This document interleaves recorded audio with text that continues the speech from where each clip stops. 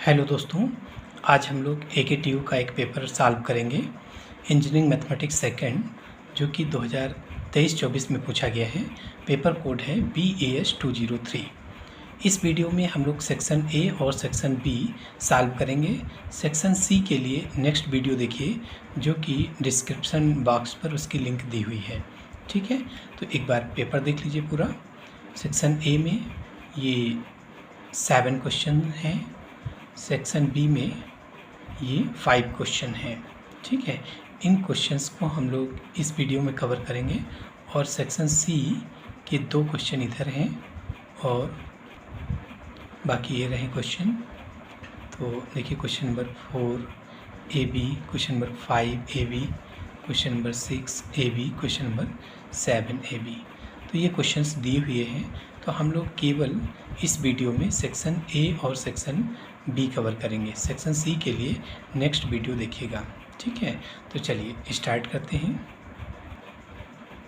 पहला question, find the particular integral of d2y/x² + 4y = sin 2x। इसका केवल pi निकालना है। तो पर्टिकुलर इंटीग्रल कैसे निकलता है? पीआई = इसको अगर डी के टर्म्स में लिखेंगे डिफरेंशियल इक्वेशन को, तो डी के टर्म्स में क्या होगी, ये इसको लिखेंगे डी के टर्म्स में, तो d2 + 4 × y = sin 2x हो जाएगा। तो पीआई की वैल्यू क्या होगी? पीआई = ये अपान में आ जाएगा, तो 1/d² + 4 × sin 2x है ना। और साइन और कोसाइन के लिए रूल क्या है? d² की जगह पे a² विद नेगेटिव साइन रखते हैं, जबकि साइन ax होता है तो केवल d² की जगह रख पाएंगे। d³ है तो उसको d² × d लिखेंगे और d² की जगह वैल्यू रखेंगे। तो साइन और कोसाइन के लिए केवल हम लोग ये सब्स्टिट्यूशन कर सकते हैं। तो करके देखिए, हम लोग d की जगह a की वैल्यू कितनी है? 2, तो कितना हो जाएगा? 1/2² with negative sign -4 × sin 2x। तो देखिए ये 0, ये प्लस का 4 है, तो देखिए ये -2 का होल स्क्वायर नहीं है, 2² विद नेगेटिव साइन, तो ये -4 + 4 मिला के अपान में 0 आ गया। तो जब भी डिनोमिनेटर 0 हो तो हम लोग इंडिपेंडेंट वेरिएबल से मल्टीप्लाई करेंगे। यहाँ इंडिपेंडेंट वेरिएबल क्या है? डिफरेंशियल इक्वेशन का इंडिपेंडेंट वेरिएबल क्या है? x है। तो x इंडिपेंडेंट वेरिएबल से मल्टीप्लाई करेंगे और d के रिस्पेक्ट में डिफ्रेंशिएशन कर लेंगे। जब भी डिनोमिनेटर 0 आएगा, जब भी डिनोमिनेटर 0 होगा, वो चीज़ रखने पर d² = a² with negative sign रखने पर अगर डिनोमिनेटर 0 आ गया तो तुरंत x से मल्टीप्लाई करो। x मतलब इंडिपेंडेंट वेरिएबल से, अगर यहाँ z होगा तो z से मल्टीप्लाई करेंगे। ठीक है, और x से मल्टीप्लाई करेंगे, उसके बाद इसको d के रिस्पेक्ट में डिफ्रेंशिएट कर लेंगे। तो d² का 2d हो गया, 4 का 0 हो गया। अब देखिए x/2 × 1/d का मतलब होता है इंटीग्रेशन sin 2x, तो इंटीग्रल sin 2x dx। तो x/2 sin 2x का इंटीग्रेशन होता है -cos 2x/2। ठीक है, तो अब देखिए माइनस बाहर आ गया, तो माइनस का 2 × 2 4 हो गया, -x/4 × cos 2x हो गया पहले का आंसर। क्वेश्चन नंबर 1 भी देखिए, find the complementary function of this equation d2 + a² × y = 0। Solution, ये इक्वेशंस दी है, इसकी ऑक्सिलरी इक्वेशन कैसे निकालेंगे? ऑक्सिलरी इक्वेशन क्या होते हैं? इसमें d की जगह m रख लेते हैं और 0 के इक्वल कर लेते हैं, तो m² + a² = 0। तो m = क्या हो जाएगा? 0 ± ai है ना। इसको a² को उधर करेंगे, a² को उस साइड में करेंगे, तो कितना हो जाएगा? a² = -a²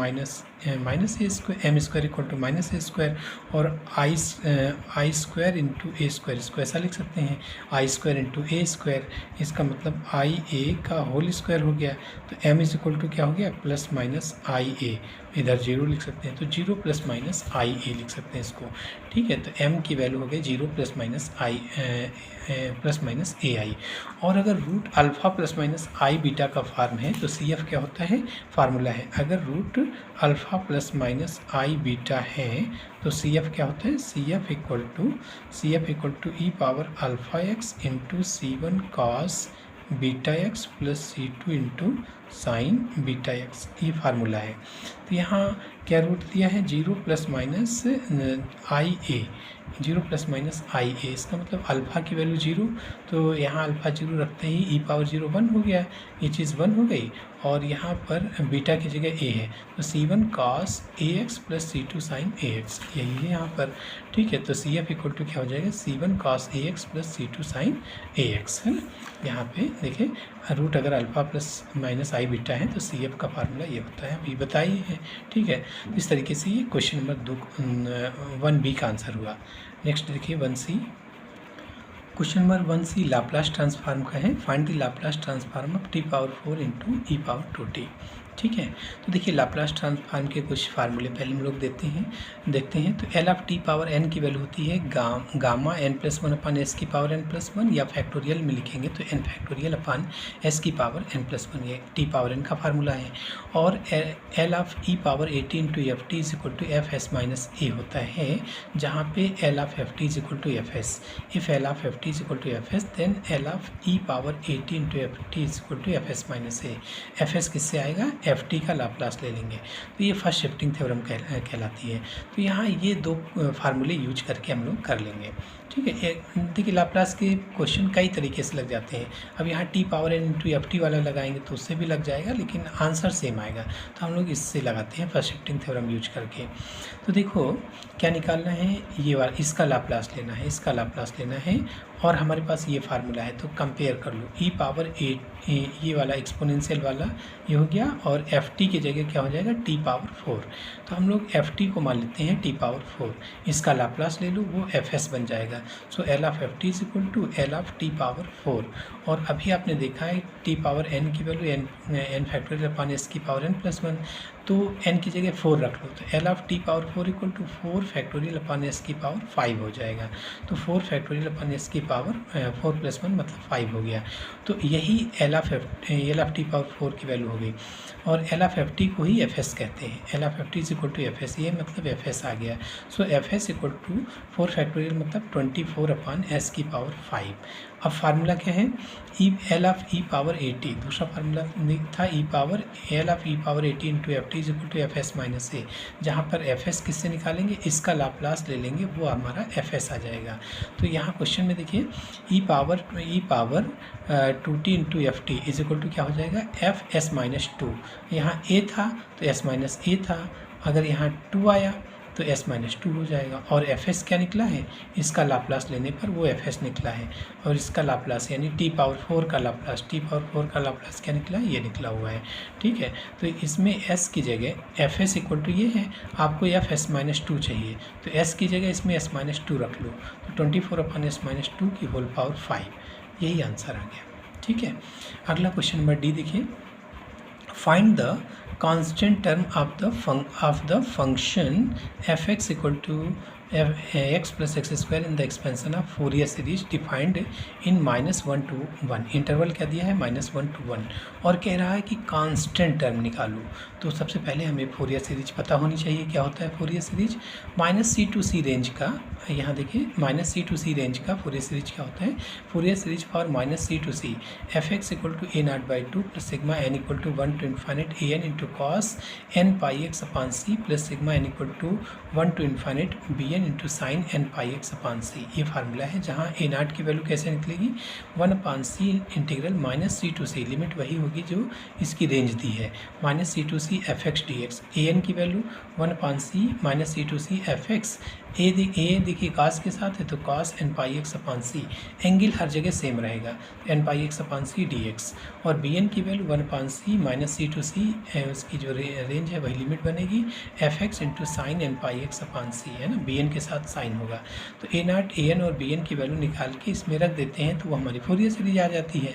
आपसे फोरियर सीरीज नहीं पूछा, आपसे कहा इस फोरियर सीरीज का कांस्टेंट टर्म कौन सा होगा, जिसमें x ना हो, है ना, वो कांस्टेंट टर्म कहलाएगा। तो ये देखिए पहला वाला टर्म हमारा कांस्टेंट टर्म है ना, ये कांस्टेंट टर्म है, तो इसकी वैल्यू पूछ रहा है, मतलब आपसे पूछ रहा है a0/2 की।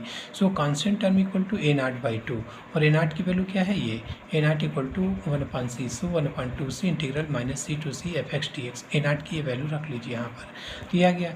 अब c की वैल्यू क्या दे रखे हैं, यहाँ -1 to 1 है, और इससे कंपेयर करो तो c की जगह क्या हो गया 1, c की जगह 1 हो गया, तो ये हो जाएगा c की जगह 1 रख लो तो 1/2 इंटू 1, तो 2 आ गया, -1 to 1, c की लिमिट रखिए इंटू fx dx। fx की वैल्यू क्या है, x plus x square into d x. fx की वैल्यू क्या है, x plus x square into d x. ठीक है, अब चलिए आगे इसको सॉल्व कर लीजिए। तो इसका इंटीग्रेशन देखिए, x का हो जाएगा x² 2 plus x³ 3, limit -1 to 1।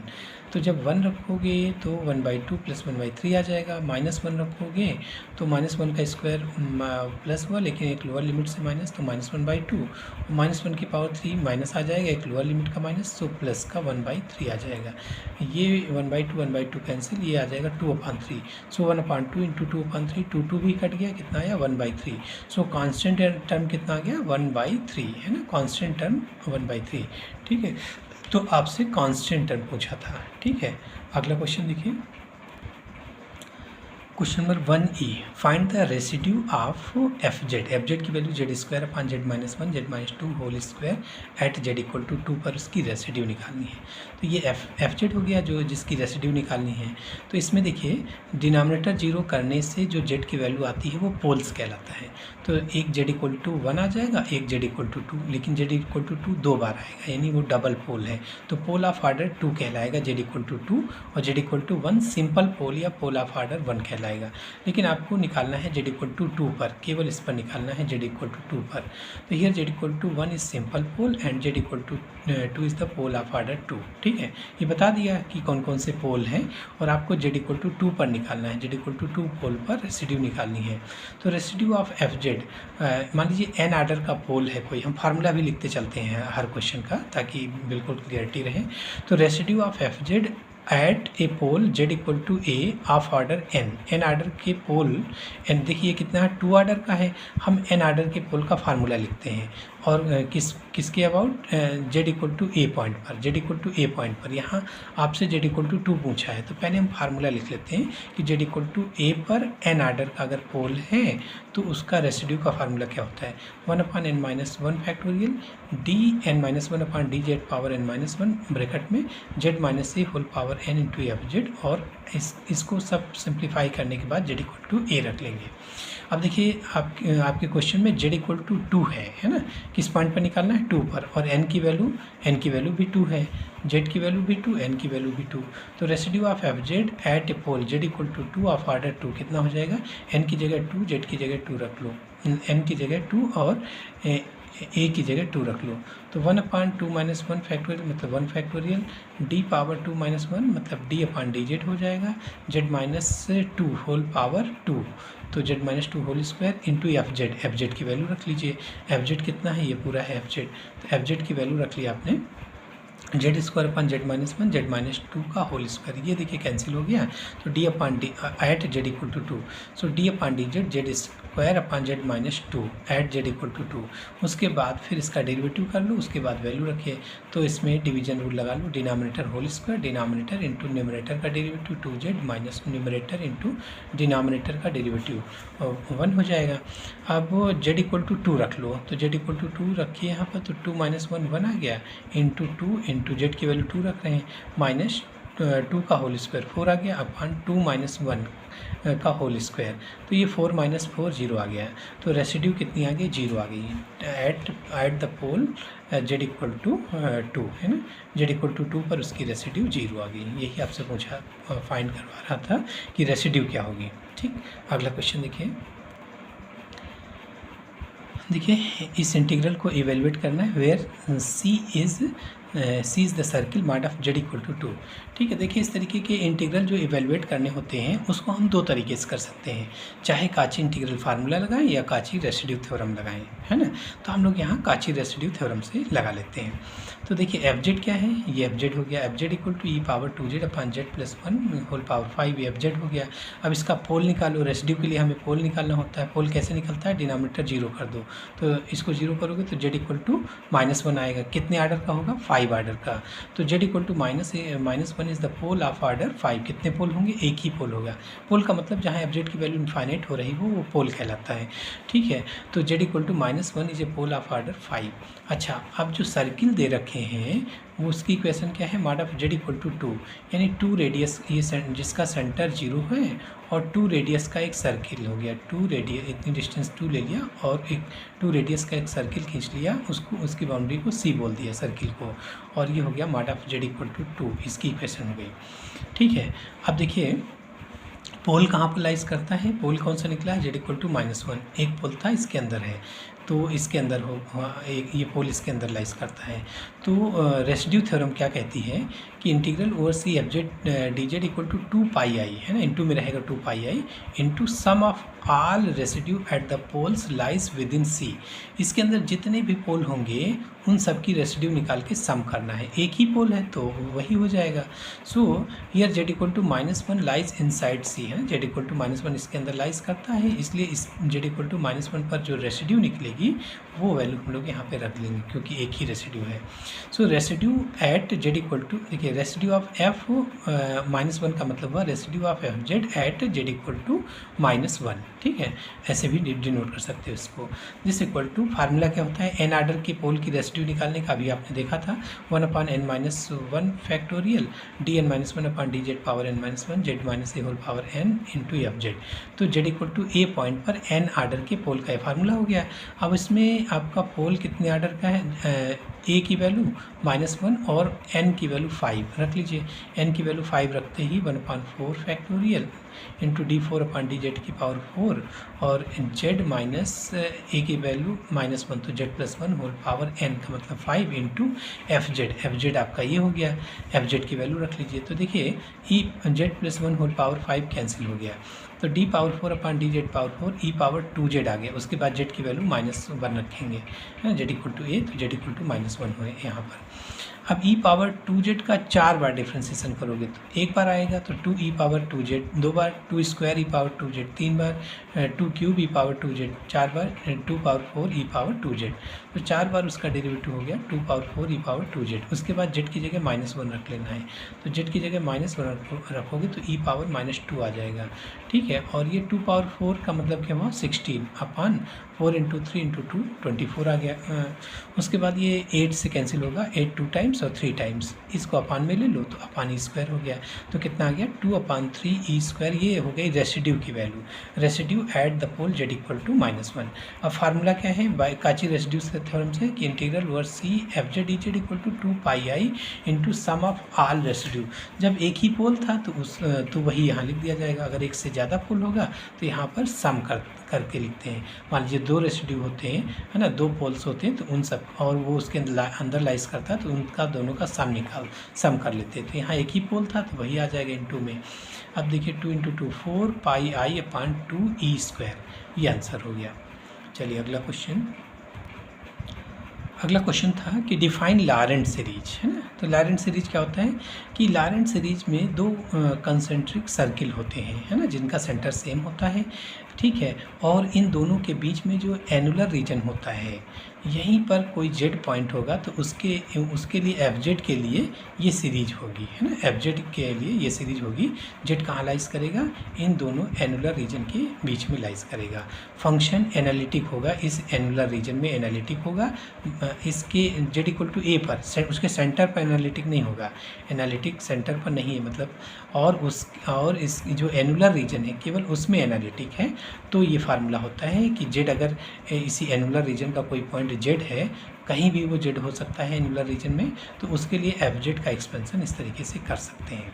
ठीक है, तो यही चीज़ यहाँ पर लिखी गई है कि if f z is analytic, कहाँ पर, on C1 and C2 and inside the annular region in annular region D bounded by two concentric circles C1 and C2 with radii R1 and R2.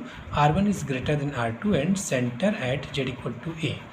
ये कहा गया कि एक rate जो बड़ा वाला सर्किल है उसको C1 मान लिया, छोटे वाले सर्किल को C2 मान लिया, बड़े वाले की रेडियस R1 C1 है तो इसकी रेडियस R1 मान लो, और छोटे वाले सर्किल की R2 हो गई।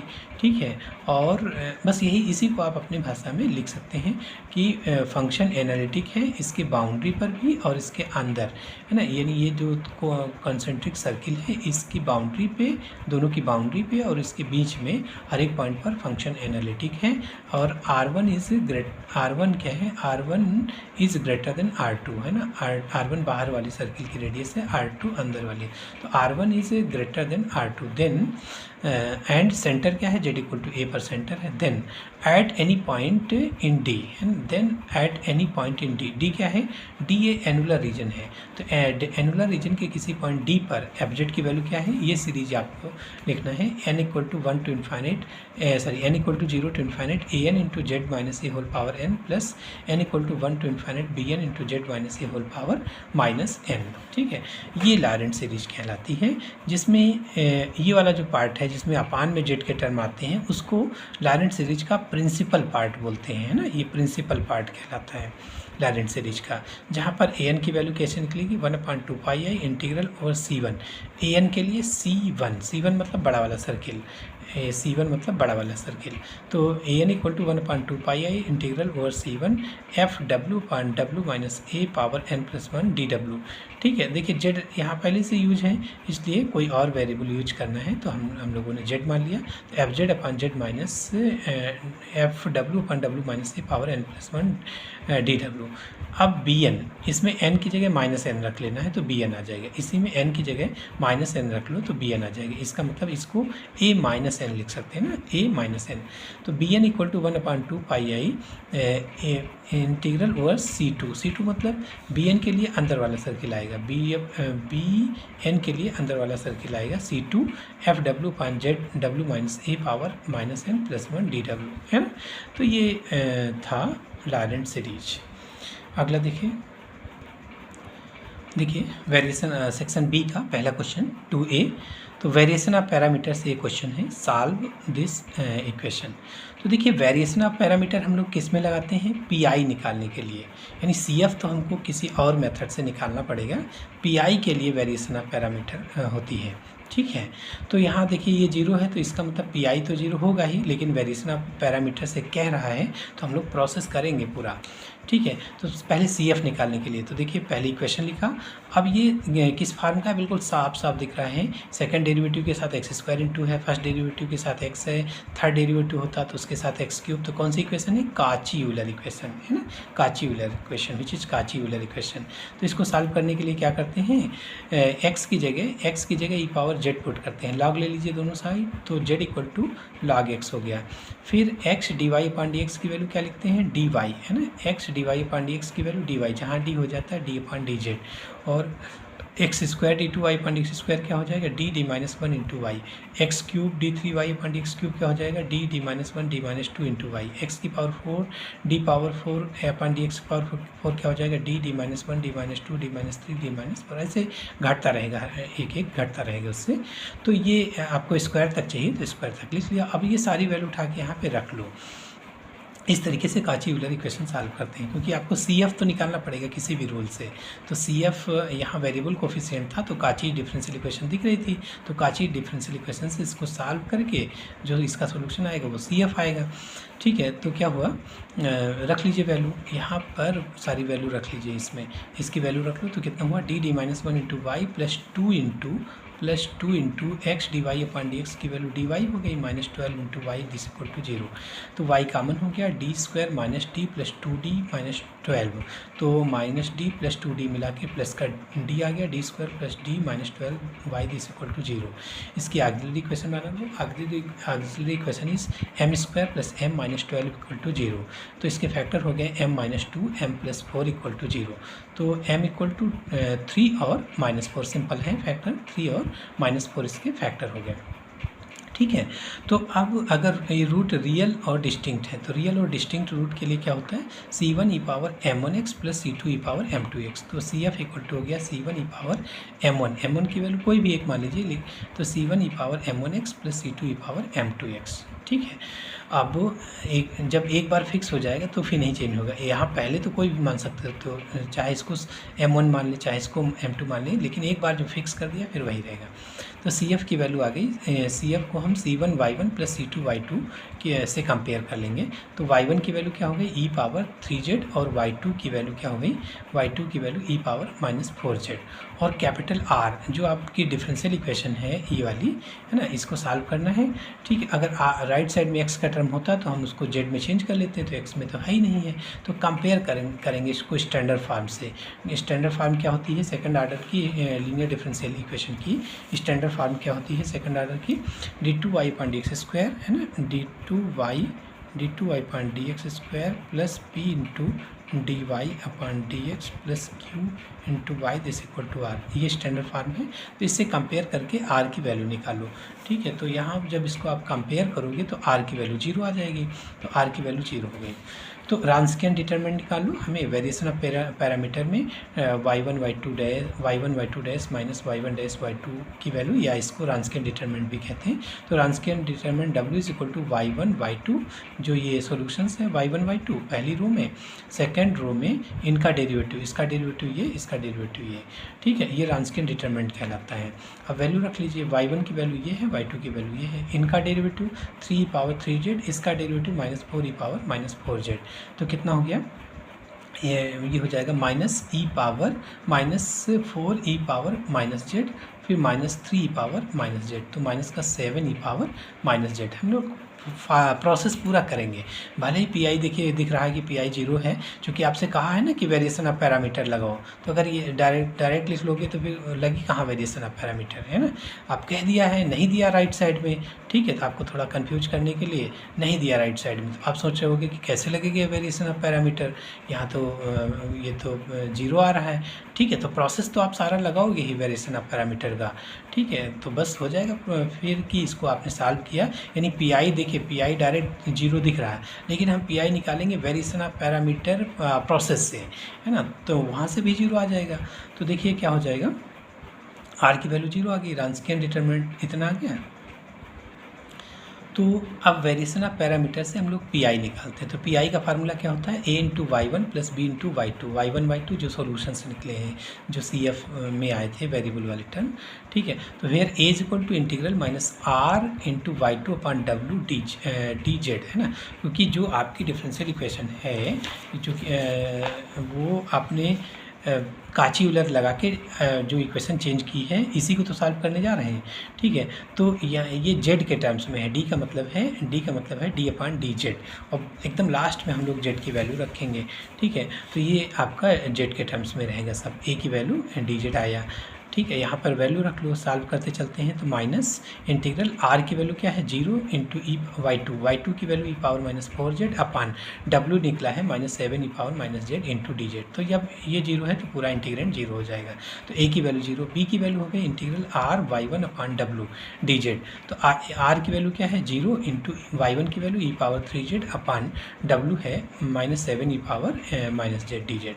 तो ये 0 है इंटू में, तो ये सब ये भी 0 हो गया, तो बी की वैल्यू 0 हो गई, ए और बी दोनों 0 हो गई। तो P I is equal to variation of parameter से पी आई क्या लिखते हैं, ए इंटू y1 प्लस बी इंटू y2, ए और बी निकालना होता है। तो ए और बी दोनों 0 आ गए, तो पी आई भी 0 आ जाएगा, रख दीजिए वहाँ पर। तो 0 into y1 plus 0 into y2, तो P I is equal to 0। So complete solution is y is equal to C F plus P I. So y is equal to C F की value ये हो गई और P I की value 0। तो y is equal to C1 into, इसको लिख सकते हैं E power Z whole cube plus इसको लिख सकते हैं अपान में E power Z whole power 4, क्योंकि ये ऊपर जाएगा तो ई पावर माइनस 4z हो जाएगा। अब सिंस क्या निकला था, x equal to E power z माने थे आप, x equal to E power z, तो ई पावर जेड की जगह x लिख सकते हैं क्योंकि आंसर आपको x में देना है। तो y is equal to E power Z की जगह x, तो c1 E power x cube plus c2 E power c2 upon x की पावर 4, ये आंसर हुआ। ठीक है, तो इस तरीके से वेरिएशन ऑफ पैरामीटर तो आपको लगानी ही थी क्योंकि क्वेश्चन में कहा है, और वेरिएशन ऑफ पैरामीटर केवल हम लोग पीआई निकालने के लिए लगाते हैं। सीएफ तो हम किसी और मेथड से सीएफ निकालते हैं, है ना। सीएफ अगर कांस्टेंट कोफिशिएंट है तो उससे निकालेंगे, वेरिएबल कोफिशिएंट है तो और मेथड जैसे काची-यूलर इक्वेशन या चेंज ऑफ इंडिपेंडेंट वेरिएबल, जिससे भी निकल रहा होगा, सीएफ तो हमको निकालना पड़ेगा। वेरिएशन ऑफ पैरामीटर सिर्फ पीआई के लिए होता है, पीआई निकालने के लिए। ठीक है, तो इस तरीके से ये क्वेश्चन कंप्लीट हुआ। चलिए अगला क्वेश्चन देखिए। अगला क्वेश्चन है to be use convolution theorem to find the inverse of the Laplace transform. इसका इनवर्स लाप्लास निकालना है, वो भी कन्वोल्यूशन थ्योरम यूज करके। अब कन्वोल्यूशन थ्योरम क्या होती क्या है ये देख लेते हैं कि if L of F T, दो फंक्शन है एफ टी और जी टी, तो एफ टी का लाप्लास ट्रांसफॉर्म एफ एस है और जी टी का Laplace transform small G S है। Then L inverse F S into जी एस, ये जो लिखा है L inverse F S into G S equal to integral 0 to T F U into G T minus U D you. तो T minus you चाहे F U F में करें, F T minus you, या जी में करें, ठीक है, दोनों की वैल्यू सेम आ जाएगी। तो इसी को चाहे इस फार्मूले में लिख लो, चाहे इसमें, जिसमें स्वीटेबल हो आपका जो एफ एस और जी एस, जिसमें भी सही रहे वो आप कर सकते हैं, रिजल्ट सेम आएगा। चाहे एफ में टी माइनस यू कर लो या जी में टी माइनस, यहाँ जी में टी माइनस यू है, एफ यू अकेला है, यहाँ जी यू अकेला है, टी माइनस यू जो है वो एफ के साथ है, तो दोनों का सेम वैल्यू आएगी। कोई भी यूज कर लीजिए, आप अपने फंक्शन के आधार पे देख लीजिएगा कि कौन सा सही रहेगा।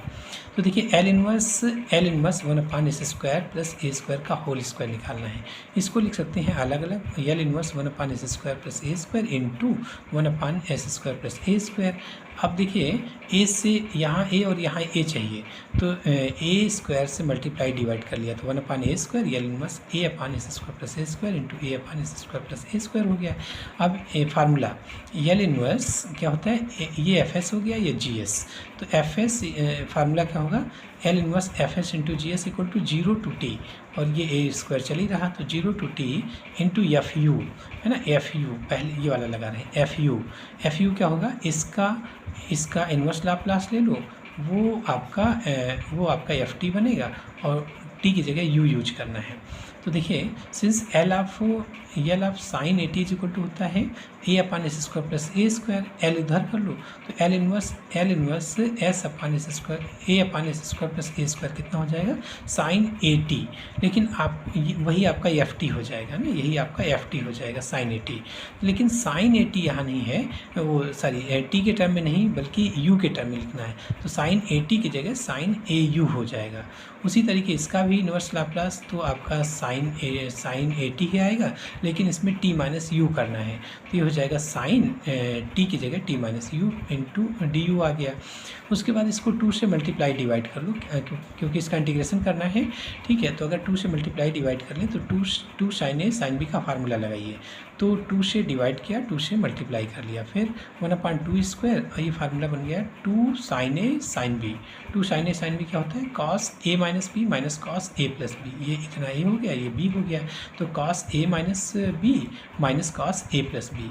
इसमें देखिए ये ए यू और ए यू दोनों जुड़ जाएंगे तो 2au माइनस ए टी, और ये इसमें ए यू कैंसिल, ए टी आ जाएगा माइनस कॉस ए टी और डी यू। अब इसका इंटीग्रेशन कर लो, वो भी यू के रिस्पेक्ट में, तो 2a एज ए कांस्टेंट है, तो साइन कॉस 2, इस कॉस का साइन होगा साइन 2au माइनस ए टी अपान, इस वो पूरे का डेरिवेटिव u के रिस्पेक्ट में वो अपान में आ जाएगा, तो ये 2a आ जाएगा, है ना, u इसका डेरिवेटिव u के रिस्पेक्ट में अपान, वो भी अपान में लिखना है, तो आपका 2a आ जाएगा, यानी इसका इंटीग्रेशन ये आ गया। उसके बाद अब चूँकि u के रिस्पेक्ट में कर रहे हैं तो ये तो एज ए कांस्टेंट ट्रीट होगा, t as a constant rate होगा तो u इंटू कॉस ए टी। यहाँ गलत कर सकते हो, जल्दी जल्दी में आप कॉस का साइन कर दोगे, तो यहाँ ध्यान रखना है आपको, ठीक है। अगर ये इसमें u नहीं है तो इसको एज ए कॉन्स्टेंट ट्रीट करेंगे, तो u into cos A T आ गया। लिमिट हो गई 0 टू t, लिमिट रख लो 1/2a²। जब t रखोगे u की जगह तो 2at माइनस ए टी, तो साइन ए टी आ गया, sine a t upon 2a minus t cos A t. और फिर लोअर लिमिट रख लो, तो u की जगह 0 रखते ही 0 हो गया, sine minus theta equal to minus sine theta, तो प्लस का साइन 80 अपॉन 2a आ जाएगा। यहाँ u रखते ही 0 हो गया, तो sign 80 upon 2a, sign 80 upon 2a मिलके साइन 80 अपॉन a हो जाएगा। फिर a एलसीएम ले लो तो अपॉन में a क्यूब आ जाएगा। यहाँ से आया साइन 80 माइनस 80 इंटू कॉस 80, ये तो जुड़ ही चुके हैं, ठीक है। ये आंसर आ गया, ठीक। चलिए अगला क्वेश्चन देखिए। अगला क्वेश्चन है test the convergence of the series, है ना, सीरीज का ये क्वेश्चन है।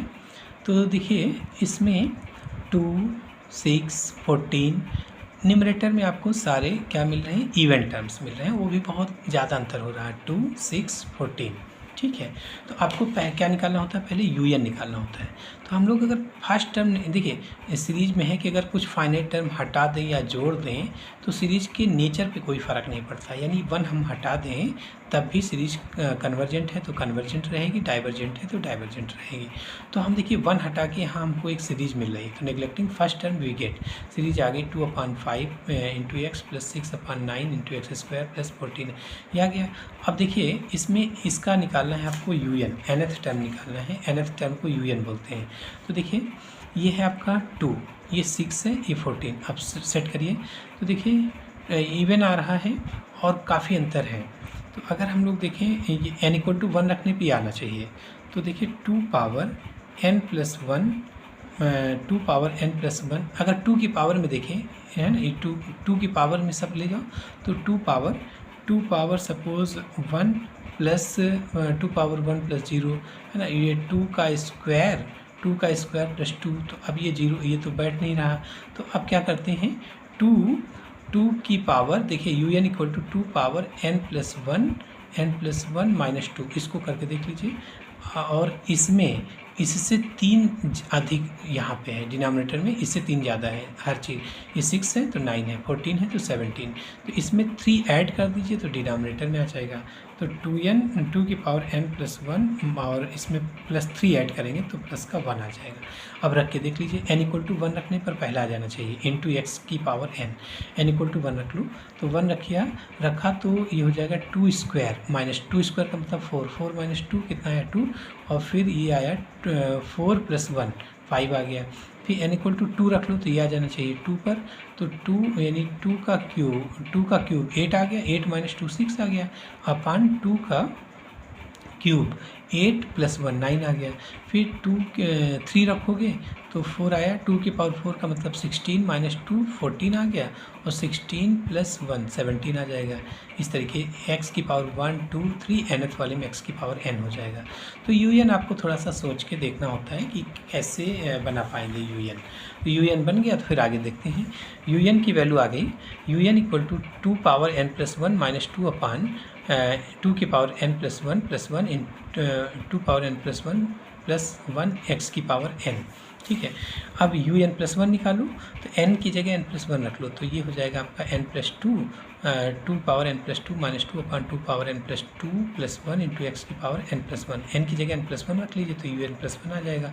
Limit n tending to infinite un upon un plus 1 की वैल्यू निकालो, limit n tending to infinite un आपका ये टर्म है, और इन अपान में un प्लस 1, यानी इसको पलट के लिख लो तो इंटू में आ जाएगा, तो ये चीज़ न्यूमरेटर में चला गया और ये डिनोमिनेटर में आ गया, पलट के लिख लिया। उसके बाद देखिए यहाँ से अब 2 x की पावर n प्लस 1, तो x की पावर n प्लस 1 को लिख सकते हैं x की पावर n इंटू एक्स, तो x की पावर n कैंसिल, अपान में x बचा। उसके बाद देखिए यहाँ 2 पावर n कामन ले लो, 2 पावर n, तो कितना बचेगा यहाँ 2 पावर 1 बचेगा, मतलब 2 माइनस 2 अपान 2 पावर n आ गया, तो 2 पावर n कामन लेने पर 2 माइनस 2 अपान n आ गया। इसमें भी 2 पावर n कामन ले लो तो ये हो जाएगा 2 स्क्वायर का मतलब 4 प्लस 1 अपान 2 पावर n आ जाएगा, अपान यहाँ 2 पावर n कामन ले लो तो हो जाएगा 2 पावर n कामन ले लिया तो कितना आया टू पावर अच्छा ये इवन और इनको एक साथ किया गया था, खैर कोई दिक्कत नहीं है, ये वाला टर्म यहाँ लिख लिया गया है। तो टू पावर n कॉमन ले लिया तो टू पावर 1 प्लस 1, तो टू पावर 1 का मतलब 2 plus 1 upon two power n आ गया। इसमें टू पावर n कॉमन लोगे तो हो जाएगा ये वाले में टू पावर n का, इसको इधर लिख लिया गया है, थोड़ा सा जगह बदल दी गई है, कोई फ़र्क नहीं पड़ता, यहीं पर भी करते हैं तो टू पावर n तो कैंसिल हो ही जाते हैं। तो ये टू पावर n कॉमन लिया तो 2 स्क्वायर मतलब 4 minus 2 upon two power n हो गया। तो देखिए 2 पावर n सारे कैंसिल हो गए। और अब limit n tending to infinite रख लो, तो 2 पावर इन्फाइनाइट का मतलब इन्फाइनाइट, सो 2 अपॉन इन्फाइनाइट 0 आ गया, तो 2 माइनस 0 ये और ये तो सब कैंसिल हो गया, ये हो जाएगा।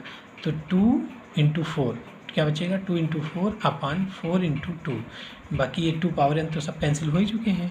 2 पावर n ये वाला इससे कैंसिल हो गया, ये वाला इससे कैंसिल हो गया, सब कैंसिल हुआ। उसके बाद n की जगह इन्फाइनाइट रख लो, तो 2 पावर इन्फाइनाइट का मान इन्फाइनाइट और 2 पावर इन्फाइनाइट तो पूरा इन्फाइनाइट हुआ, तो 2 अपान इन्फाइनाइट का मतलब 0। इसी तरीके ये वाले सारे टर्म्स 0 हो गए। तो 2 इंटू 4 अपान 4 इंटू 2 इंटू 1 अपान x ये आ गया। तो ये भी 8 अपान 8 मतलब 1 अपान x आ गया फाइनली। तो बाय डीलैम्बर्ट रेशियो टेस्ट ये जो रेशियो है इसकी वैल्यू k है, अगर k ग्रेटर देन 1 है तो कन्वर्जेंट, लेस देन 1 है तो डाइवर्जेंट, इक्वल टू 1 है तो फेल होता है। तो by d'Alembert ratio test we have sigma un is convergent for 1 upon x is greater than 1 that is x is less than 1 and sigma un is divergent for 1 upon x, ये quantity less than 1 है तो divergent, that is इससे क्या मिलेगा, x is greater than 1। Test fail when 1 upon x equal to 1, यानी ये value 1 के बराबर है तो टेस्ट फेल होता है। तो 1 के लिए देखिए क्या करते हैं हम लोग, 2 तो पता लग गया, अब 1 के लिए देखिए क्या आता है, हम लोग x इक्वल टू 1 का निकालते हैं, वी है तो un ले लो, un equal to 2 power n plus 1, फिर से ले लो un 2 power n plus 1 minus 2 upon 2 power n plus 1 into x की जगह 1 रख लीजिए तो 1 पावर n। तो अब limit n tending to infinite un निकाल लो, limit n tending to infinite un, तो क्या हो जाएगा, इसमें 2 पावर n कॉमन ले लो और इसमें भी 2 पावर n कॉमन ले लो, तो यहाँ से बचा 2 माइनस 2 अपान 2 पावर n, यहाँ से बचा 2 प्लस 1 अपान 2 power n, 2 power n cancel हो गया, यह आ गया 2 माइनस 2 अपान 2 पावर n अपान 2 प्लस 2 पावर 1 अपान 2 पावर n। उसके बाद n इन्फाइनाइट रखेंगे n की वैल्यू, तो 2 अपान इन्फाइनाइट मतलब 0, तो ये 0 हो गया, 2 अपान 2 मतलब 1 आ गया, नॉट इक्वल टू 0। तो सिग्मा un इज डाइवर्जेंट। देखिए सिग्मा un जो सिग्मा un है, सिग्मा un की नेसेसरी कंडीशन है डाइवर्जेंट के लिए कि अगर डाइवर्जेंट है तो un 0 होगा, कन्वर्स नहीं ट्रू है, यानी un अगर सिग्मा ये sorry limit n tending to infinite un equal to 0 तब होगा जब वो कन्वर्जेंट है ना, कन्वर्जेंट। लेकिन अगर ये 0 है तो वो कन्वर्जेंट नहीं होगा, उल्टा ट्रू नहीं है, यानी कन्वर्जेंट है तो ये आपका 0 होगा, यानी ये नेसेसरी कंडीशन है कन्वर्जेंट के लिए, ये नेसेसरी कंडीशन है। कन्वर्जेंट के लिए क्या होना चाहिए, 0 होना ही चाहिए, कन्वर्जेंट के लिए इसकी un की वैल्यू 0 होनी चाहिए। अगर 0 नहीं आ रही तो इसका मतलब डाइवर्जेंट है। तो वही चीज़ है कि अगर हम लोग इसको निकाल लेते हैं, अगर ये 0 नहीं आता है, नॉट इक्वल टू 0 आता है, तो वो डाइवर्जेंट हो जाएगी। बात समझ में आई? ये नहीं कि हम कह दें कि limit tending to infinite un equal to 0 आ गया तो कन्वर्जेंट कह दें, नहीं, कन्वर्जेंट नहीं कर पाएंगे। अगर वो कन्वर्जेंट है तो ये नेसेसरी कंडीशन ये ज़रूर होगा, ठीक है। और अगर ये नॉट इक्वल टू 0 तो इसका मतलब वो कन्वर्जेंट नहीं होगा, क्योंकि कन्वर्जेंट की शर्त ही है कि ये सेटिस्फाई करना चाहिए कन्वर्जेंट के लिए। अगर ये नॉट इक्वल टू 0 आ गया तो इसका मतलब हुआ कि वो कन्वर्जेंट नहीं होगा, तो इसका मतलब डाइवर्जेंट होगा। तो डाइवर्जेंट के लिए आप ये दिखा सकते हैं कहीं भी, डाइवर्जेंट के लिए limit n tending to infinite un, अगर ये नॉट इक्वल टू 0 आ जाता है, नॉट इक्वल टू 0, तो वो डाइवर्जेंट हो जाएगा, ठीक है। लेकिन इक्वल टू 0 पे कन्वर्जेंट नहीं होगा, ठीक है, इतना ध्यान रखिएगा। अगर ये नॉट इक्वल टू 0 है तो वो डाइवर्जेंट हो जाएगा। तो हम लोग देख रहे हैं ये वैल्यू 1 आ गई थी, नॉट इक्वल टू 0 आ गया, limit n tending to infinite un की वैल्यू आ गई क्या, 1, जो कि नॉट इक्वल टू 0 है, इसका मतलब डाइवर्जेंट हो गया। So sigma un is divergent series. तो x इक्वल टू 1 के केस में क्या आ गया, डाइवर्जेंट आ गया, x इक्वल टू 1 के केस में डाइवर्जेंट आ गया। तो कंबाइन कर लो, hence sigma un is convergent for, convergent किसके लिए आएगा, दिखाया था एक्स इज लेस देन 1 के लिए, और डाइवर्जेंट पीछे देखे थे हम लोग ग्रेटर देन 1 के लिए, इक्वल टू 1 के लिए भी डाइवर्जेंट हो गया। So divergent for x is greater than और इक्वल टू 1। तो ये कंबाइंड रूप से लास्ट में हम लोग लिख लेते हैं। ठीक है, चलिए अगला क्वेश्चन है question number 2D। So that the function u is equal to 1/2 log x square plus y square is harmonic, find its harmonic conjugate। Harmonic conjugate निकालना है। So u is equal to 1/2 log x square plus y square दिया है। Harmonic दिखाने के लिए del 2u upon del x square plus del 2u upon del y square equal to 0 show कर देंगे, आ जाएगा तो वो हार्मोनिक हो जाएगा। तो पहले तो हमें u को हार्मोनिक दिखाना है, तो निकालते हैं del u upon del x equal to 1/2 into log का हो जाएगा 1/x square plus y square into इसका फिर डेरिवेटिव x के रिस्पेक्ट में 2x आ गया है। सो 2 से 2 cancel, x/x square plus y square. फिर एक बार डिफ्रेंशिएट कर लो, del 2u upon del x square equal to, अब इसमें ये डिवीजन रूल लगा लो, denominator whole square, denominator into numerator का derivative 1 minus numerator x into denominator का डेरिवेटिव, इसका x के रिस्पेक्ट में डेरिवेटिव 2x आ गया। अब ऊपर देखिए x square plus y square minus 2x square, इसका मतलब Y square minus x square upon x square plus y square का होल स्क्वायर आ गया। इसी तरीके del u upon del y निकालो, इसका y के रिस्पेक्ट में डेरिवेटिव, तो कितना हो जाएगा y के रिस्पेक्ट में, तो 1/2 तो चल ही रहा, लाग का हो जाएगा 1/x square plus y square into y के रिस्पेक्ट में इसका डेरिवेटिव 2y आ गया। 2 से 2 cancel, y/x square plus y square. फिर एक बार डिफ्रेंशिएट कर लो, del 2u upon del y square, इसका फिर एक बार डेरिवेटिव, तो इसमें डिवीजन रूल लगा लो, denominator whole square, denominator into numerator का डेरिवेटिव y के रिस्पेक्ट में minus y numerator into denominator का y के रिस्पेक्ट में डेरिवेटिव 2y। तो ये हो जाएगा आपका x square minus y square upon x square plus y square का होल स्क्वायर। दोनों ऐड कर लो, del 2u upon del x square plus del 2u upon del y square equal to, देखिए दोनों का डिनोमिनेटर सेम है, तो numerator जुड़ जाएगा, तो y square minus x square plus x square minus y square, इसमें देखिए वाई स्क्वायर एक्स स्क्वायर दोनों कैंसिल हो गया तो 0 आ गया। So del 2u upon del x square plus del 2u upon del y square equal to 0, this implies that u x, y is harmonic function. तो harmonic तो आपने दिखा दिया, अब कह रहे हैं इट्स हार्मोनिक कंजुगेट निकालो। तो u का हार्मोनिक कंजुगेट क्या होता है, v है ना, जैसे fz equal to u plus i v जो लिखा होता है ना, fz equal to u plus i v, तो इसमें u और v दोनों ही, अगर fz एनालिटिक है तो u और v दोनों हार्मोनिक होते हैं, ये इसका कंजुगेट हार्मोनिक कहलाता है। तो इसका मतलब आपको v निकालना है, तो v निकालने के लिए फार्मूला क्या लगाते हैं, देखिए to find the harmonic conjugate v, तो d v is equal to, देखिए v किसका फंक्शन है, एक्स वाई का, तो टोटल डेरिवेटिव से क्या हो गया, del v upon del x into d x plus del v upon del y into d y, d v की वैल्यू। अब बाई सी आर इक्वेशन क्या है, del u upon del x equal to del v upon del y and del u upon del y equal to minus del v upon del x, जो दिया है उसके term में कर लो, u दिया है ना, हम ये u दिया हुआ है तो u के टर्म में कर लो, तो del v upon del x की value minus del u upon del y हो गया into d x plus del v upon del y की value del u upon del x dy हो गई। वैल्यू रख लीजिए, माइनस का del u upon del y की वैल्यू क्या निकाले थे आप, del u upon del y की वैल्यू y अपन दिस, ठीक है, तो ये माइनस तो है ही है, y अपन दिस आ गया into d x plus del u upon del x की value del u upon del x की value x upon x square plus y square, तो क्या x upon x square plus y square d x. ठीक है, अब देखिए ये किसकी वैल्यू है, डी वी की। तो एक देखिए एग्जैक्ट का फार्मूला होता है, कि M d x plus N d y this equal to 0। अगर ये एग्जैक्ट है, एग्जैक्ट का मतलब हुआ कि del n upon del x equal to del m upon del y, ये कंडीशन सेटिस्फाई है तो एग्जैक्ट होता है। तो इसका सोल्यूशन, तो यहाँ ये कंडीशन सेटिस्फाई है ना, यहाँ ये कंडीशन सेटिस्फाई है क्योंकि वो हम लोग उसी से निकाले ही हैं।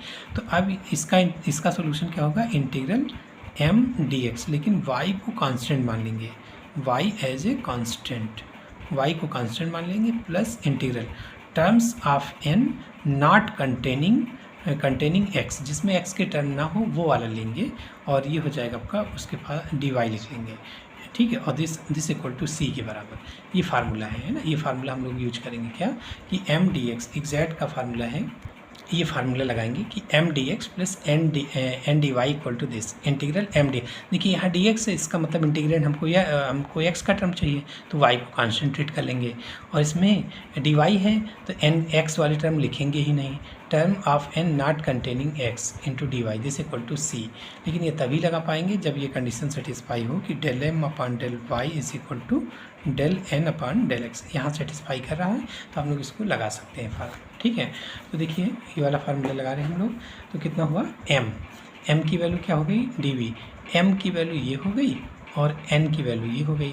तो क्या फार्मूला है, वी इंटीग्रेशन कर लो तो इंटीग्रल एम डी एक्स है ना, integral M d x plus terms of N, ये एन है जिसमें एक्स ना हो, तो एक ही तो टर्म है, कुल एक ही तो टर्म है, उसमें एक्स है, तो इसका मतलब ऐसा टर्म जिसमें एक्स ना हो तो क्या है जीरो, ऐसा टर्म जिसमें एक्स ना हो तो वो जीरो। इसको नहीं कि यहाँ पे वाई है तो वाई लिख ले, ये पूरा टर्म, ये कितना टर्म है, एक ही तो टर्म है, पूरा का पूरा एक टर्म है और इसमें एक्स है, तो इसलिए ऐसा टर्म जिसमें एक्स ना हो तो उसकी वो क्या है जीरो है, ऐसा टर्म है ही नहीं। तो d y this equal to C, this अच्छा इक्वल टू चल ही रहा है प्लस सी।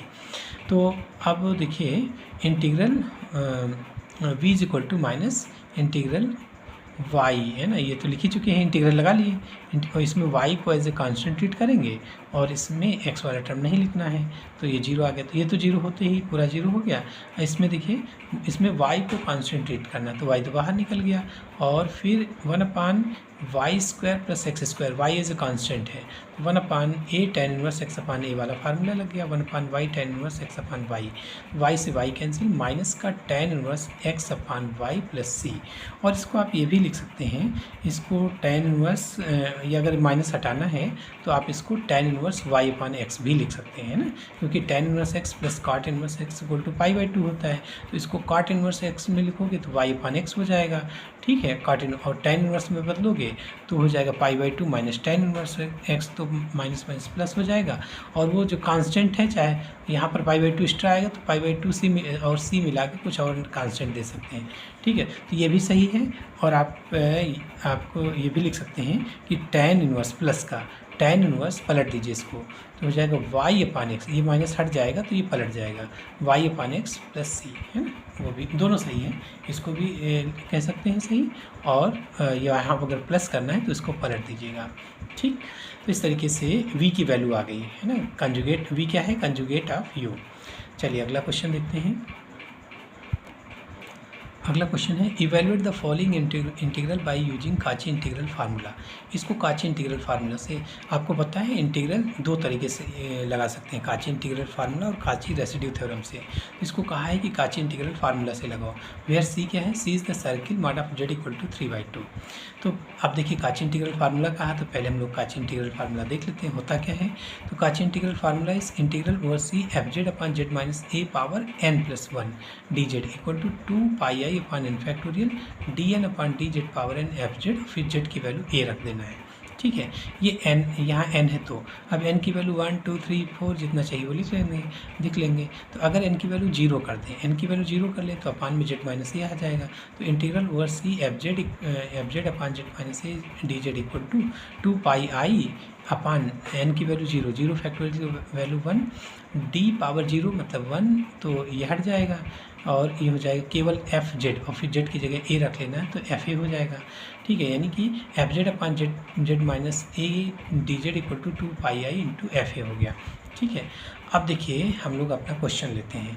क्वेश्चन क्या है, integral over c 4 minus 3z upon z z minus 1 z minus 2 d z, where c क्या है, सर्किल है mod of z equal to 3/2। तो हम लोग पहले सर्किल बना लेते हैं, कितना, इसका सेंटर क्या होगा 0 0 और रेडियस 3/2।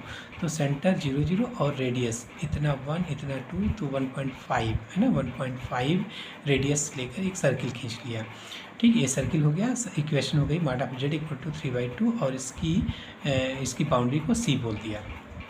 अब देखिए ये आपका एफ जेड है, एफ जेड तो पोल्स क्या क्या है, जहाँ पर एफ जेड इन्फाइनाइट हो रहा हो तो डिनोमिनेटर जीरो करने से पोल निकलता है, तो Z equal to zero, z equal to one, z equal to two are simple pole, क्योंकि सबकी पावर वन है। So z equal to zero, z equal to one, z equal to two are simple pole, इनको represent कर लो। Z equal to zero कहाँ होगा, origin पर, Z equal to one कहाँ होगा, यहाँ पर वन पर, जेड इक्वल टू टू कहाँ हो गया, ये टू, तो देखिए टू बाहर चला गया, तो जो इस रीजन से बाहर चले जाते हैं उनसे हमको मतलब नहीं होता है, हमको केवल यही तो लेना है। तो एक की बाउंड्री को C1 मान लो, एक की बाउंड्री, एक छोटा सा सर्किल खींच लो, एक की बाउंड्री को C1, एक को C2 मान लो, ठीक है। तो अब देखिए simple poles z equal to zero and z equal to one lies inside C, बता देंगे कि z equal to two lies नहीं करता है, लाइज कौन कौन सा करता है, जेड इक्वल टू जीरो और z equal to one, z equal to one lies करता है, केवल दो ही लाइज करते हैं। तो अब दोनों के लिए फार्मूला लिख लो, तो integral over C F z e z equal to C1 plus C2 करके सेम क्वांटिटी लिख लो। अब चूँकि C1 किसके लिए लिख रहे हैं, C1 लिख रहे हैं जेड इक्वल टू जीरो के लिए, जेड इक्वल टू जीरो, तो जेड माइनस जीरो मतलब जेड केवल अपान में रोको, इसमें केवल अपान में जेड रोको, बाकी न्यूमरेटर में पहुंचा दो, क्योंकि C1 इसके लिए किया था। अब ये जेड इक्वल टू कौन सा पोल है, ये पोल है जेड इक्वल टू वन, तो अपान में क्या रोकेंगे, देखिए जेड इक्वल टू वन है, जेड इक्वल टू वन है, तो z minus one equal to zero हो जाएगा, तो अपान में ये वाला फैक्टर रोकेंगे, अपान में इसको रोकेंगे यहाँ पर, ठीक है। तो अपान में ये वाला जो तीन है ना, अपान में वो, क्योंकि C2 किसके लिए है, इसके लिए यूज किया है जेड इक्वल टू वन पोल के लिए, तो अपान में जेड माइनस वन कर लो और बाकी सब न्यूमरेटर में पहुँचा दो, तो जेड और जेड माइनस टू न्यूमरेटर में पहुँचेगा, जो जिस पोल के लिए लेंगे वही चीज़ अपान में रहेगा, बाकी सब ऊपर में एफ जेड में पहुँच जाएगा। तो फार्मूला क्या है, फार्मूला अभी आपने पढ़ा है कि f z upon z minus a d Z equal to two pi I into f a क्या होगा, इसके न्यूमरेटर में जो होगा उसी में जेड की जगह ए रख देना है, तो एफ ए हो जाएगा और टू पाई आई इंटू में आ जाएगा। सो टू पाई आई into z minus zero power one है, तो क्या हो जाएगा, एफ जीरो हो गया, और फिर ये हो जाएगा टू पाई आई इंटू एफ वन हो गया, क्योंकि सिंपल पोल है तो इंटू एफ वन हो गया। अब एफ जीरो की वैल्यू कहाँ से निकालोगे, ये आपका एफ जेड बनेगा, हर के लिए एफ जेड अलग होगा, इसके लिए एफ जेड ये होगा, C1 के लिए, C2 के लिए एफ जेड ये चलेगा, तो एफ जेड में जेड की जगह जीरो रख लो, तो ये जीरो हुआ, 4 minus zero upon zero minus one, zero minus two, तो कितना हुआ 4 upon minus one minus two plus two pi आई इंटू ये क्या हो जाएगा, इस इंटीग्रल की वैल्यू रखा तो F1 आ जाएगा, है ना, जेड माइनस वन से ए की वैल्यू वन हो गई, तो ये F1 हो गया, तो F1 अब इसमें जेड की जगह वन रख लो, तो 4 माइनस थ्री है ना, 4 माइनस थ्री वन आ गया upon one into minus one into minus one, तो फाइनली ये माइनस का टू पाई आई आ गया। सो 4 पाई आई माइनस टू पाई आई घट के कितना आ गया, 2 pi i. So integral over C F Z D z की वैल्यू हो गई 2 पाई आई, ठीक है। इस तरीके से हम लोगों ने सारे पार्ट कंप्लीट कर लिए सेक्शन बी के, है ना, 2E तक, ठीक है। अब इसके आगे सेक्शन सी में 5 क्वेश्चन हैं और हर क्वेश्चन के 2-2 पार्ट हैं, यानी कि 10 क्वेश्चन है वहाँ पर सेक्शन सी में, उसको हम लोग नेक्स्ट वीडियो में लेंगे और उस वीडियो की लिंक इसके डिस्क्रिप्शन बॉक्स में दी है, वहाँ से जाकर आप देख सकते हैं, ठीक है। Thank you.